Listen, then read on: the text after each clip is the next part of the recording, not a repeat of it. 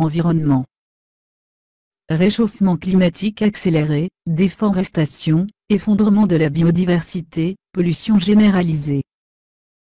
70% des maladies causées par la pollution de l'environnement et par les produits chimiques présents dans l'alimentation. Multiplication des cultures OGM malgré l'opposition des populations, et le risque avéré d'une dissémination de gènes modifiés vers les espèces naturelles. Épuisement des réserves de pétrole, et absence des investissements, et de la volonté politique nécessaire pour le développement d'énergies alternatives. Démocratie. Recul inquiétant des droits de l'homme et de la démocratie. Instauration d'un régime policier, contrôle incessant, surveillance électronique généralisée, biométrie, et adoption de lois d'exception sous prétexte de lutte contre le terrorisme. Dévoiement du pouvoir politique par les réseaux d'influence des multinationales, collusion totale entre le pouvoir politique et le pouvoir économique, transfert du pouvoir vers des organisations non élues. Disparition de tout choix électoral réel. 70% des médias dans le monde contrôlés par seulement 8 multinationales. Contrôle de presque tous les domaines de notre vie par les multinationales, alimentation, énergie, logement, transport, communication, médias, culture, recherche scientifique, éducation, santé, banque, retraite, assurance maladie et bientôt police, justice et armée. Appropriation du vivant par les multinationales, au moyen des OGM et des dépôts de brevets sur les espèces naturelles.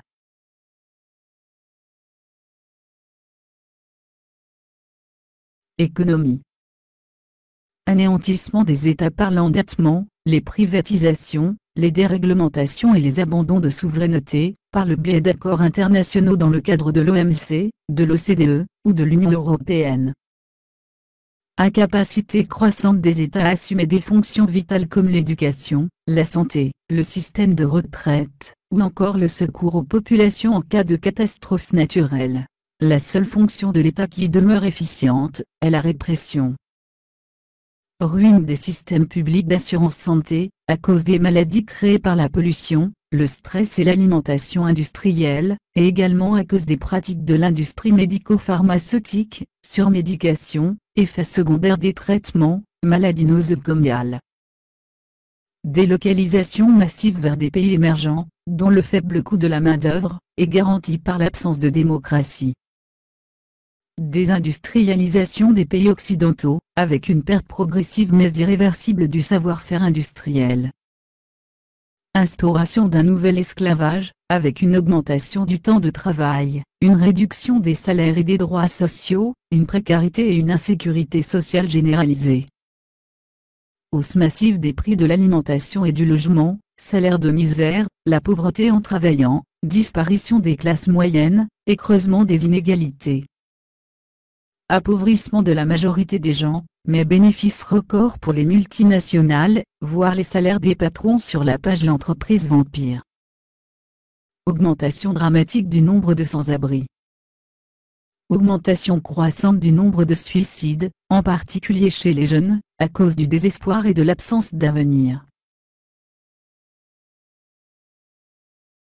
Géopolitique. Dérive des États-Unis vers un régime militaire fasciste, qui menace la paix et la démocratie dans le monde, et qui détient plus d'armes de destruction massive que tous les autres pays réunis. Montée en puissance économique, technologique et militaire de la Chine grâce à la cupidité des multinationales, force vive du capitalisme. Détournement du projet européen, désormais orienté contre les peuples, et au seul bénéfice des multinationales. Sabotage du projet européen en dissolvant les pays d'Europe de l'Ouest dans un ensemble de plus en plus vaste et hétérogène, au moyen d'un élargissement perpétuel, rendant ainsi à jamais impossible l'émergence d'une Europe politique ayant la volonté et les capacités de faire contrepoids aux États-Unis et au modèle libéral.